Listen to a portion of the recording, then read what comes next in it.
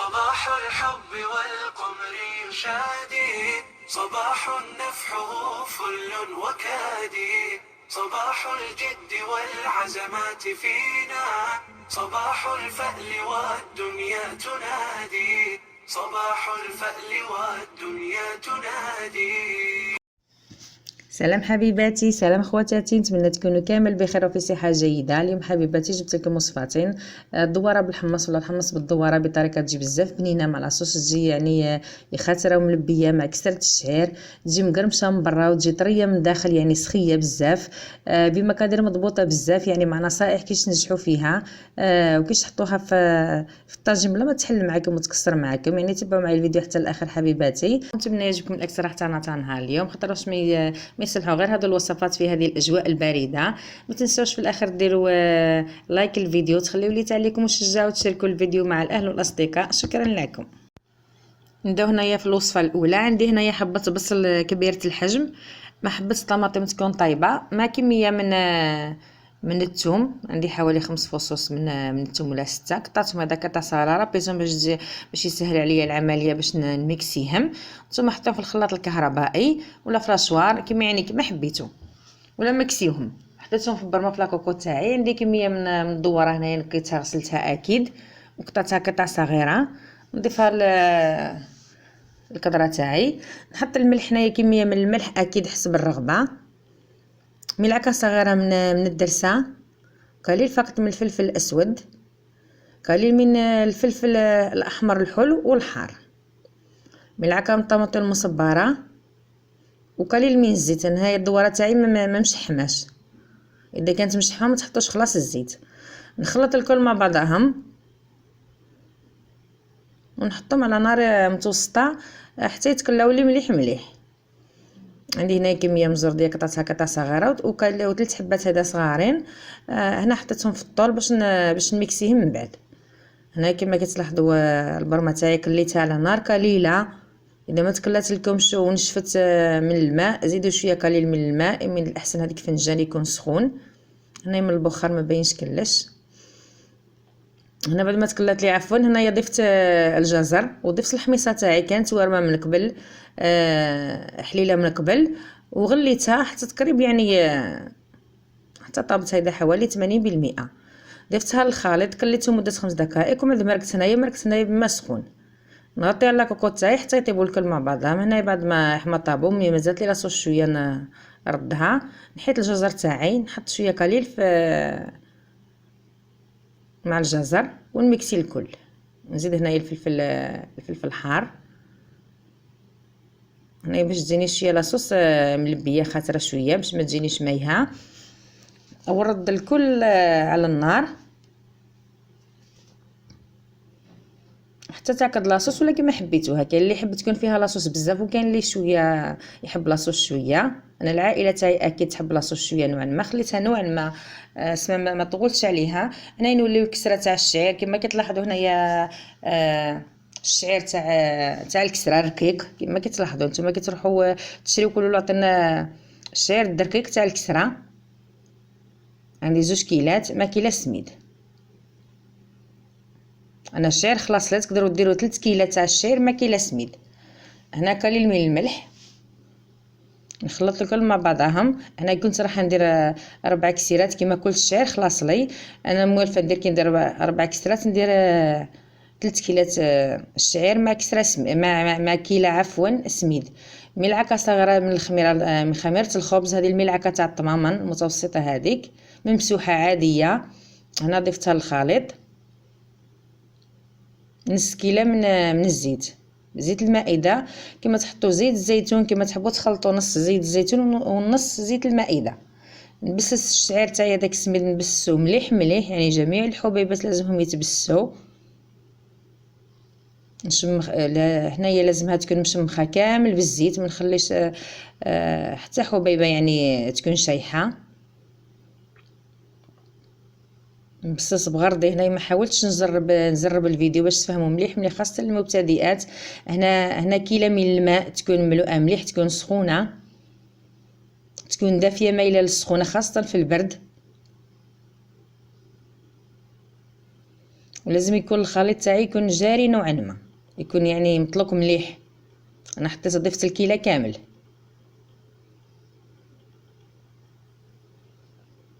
ونلم فقط خاطرش انا ما نقدرش نعجنو نوعا مطلوق بزاف. نلمو هيدا فقط ونخليه ينشف مده 5 دقائق هيدا، ونوليو نعجنوه. يعني تجي الكسره بزاف بزاف بنينه، تجي مقرمشه وتجي طريه في نفس الوقت. جربوها يعني وتبعوا الطريقه والنصائح وراح تنجحوا فيها ان شاء الله.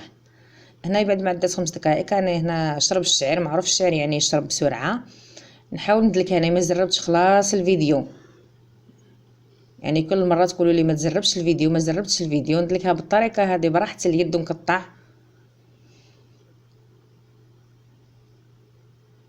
يعني كما كتلاحظوا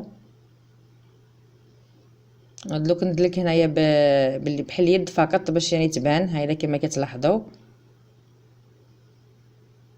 ندلك هايدا باليد وفي نفس الوقت نقطع. ندلكها مده هنايا 3 دقائق 4 دقائق، خاصه اذا كانت كميه قليله.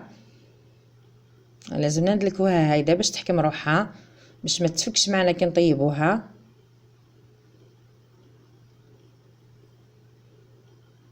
ندلك هاينا دلكت هذيك مده بين 3 دقائق و 4 دقائق. ندلك هيدا ونقطع بالطريقه هذه.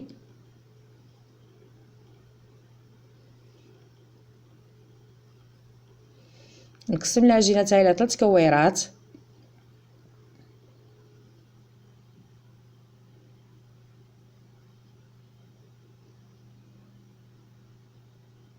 ونحاول نكورهم مليح، نحاول نقسمهم هنايا بالتساوي.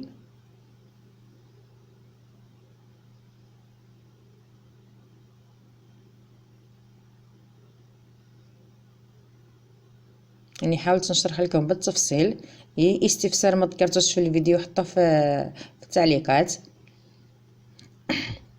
عفوا.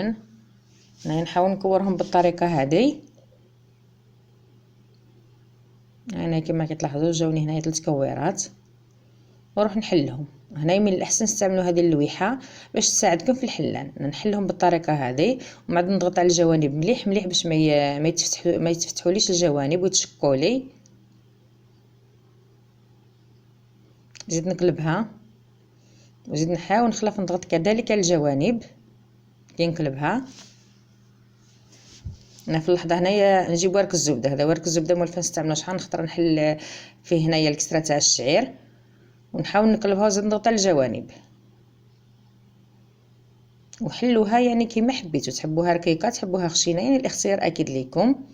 انا نحبها يعني عاديه، ما تكون رقيقه بزاف ما تكون خشينه بزاف. نحاول هنا نزيد نحلها بالحلال.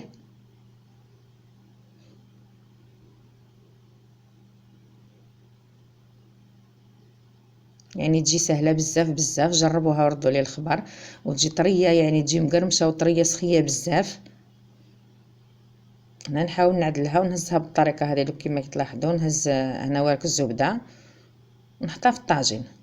هنا الطاجين تاعي خليته حتى سخن على نار متوسطه. هذا الطاجين تاعي الحديد اللي يجي دوبل فاس، اللي يجي الجهه الاخرى شويه.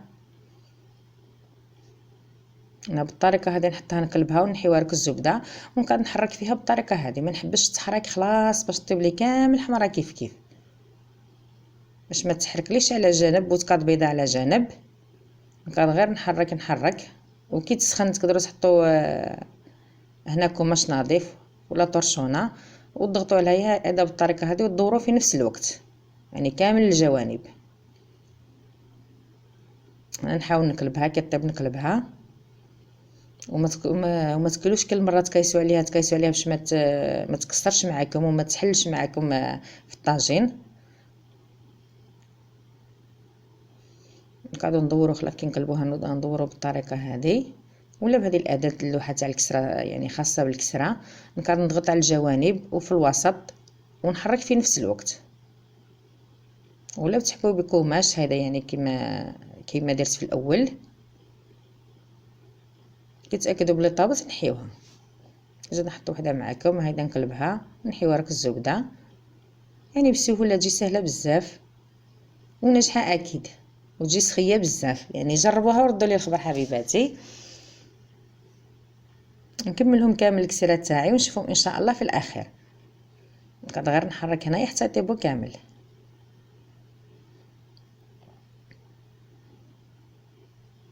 انا درتها هنايا في الكوشه طيبتها.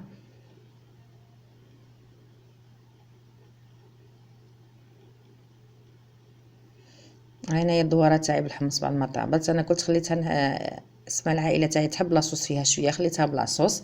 انا في الاخر قدمتها هنايا في الصحن مع شويه دبشه ولا كزبر، الواحد كيشي كله. وما الكسيره تاع الشعر يعني ما يصلحوا غير هادو الاكلات الوصفات هادو في البرد هذا وفي الاجواء هذه. دوك نقسم معكم الكسيرات الشعر.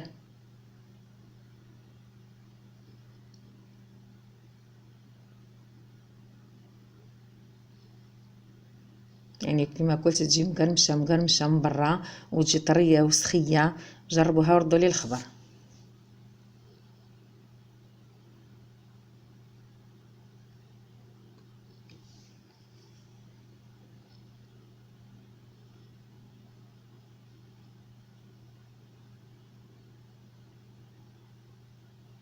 يعني كامل طايبين كيف كيف.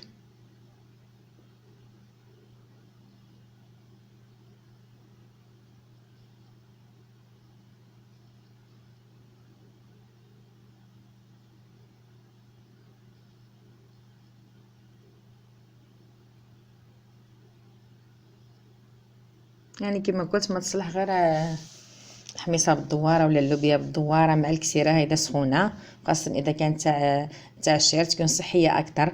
نتمنى حبيباتي في الاخير يعجبكم الاقتراح تاعنا تاع نهار اليوم والوصفات نتاعنا. ما تبخلوش عليا باللايك، ما تنساوش حبيباتي ديروا اعجاب للفيديو وتشاركوا الفيديو مع الاهل والاصدقاء، تخليوا لي تعليق مشجع وشكرا لكم.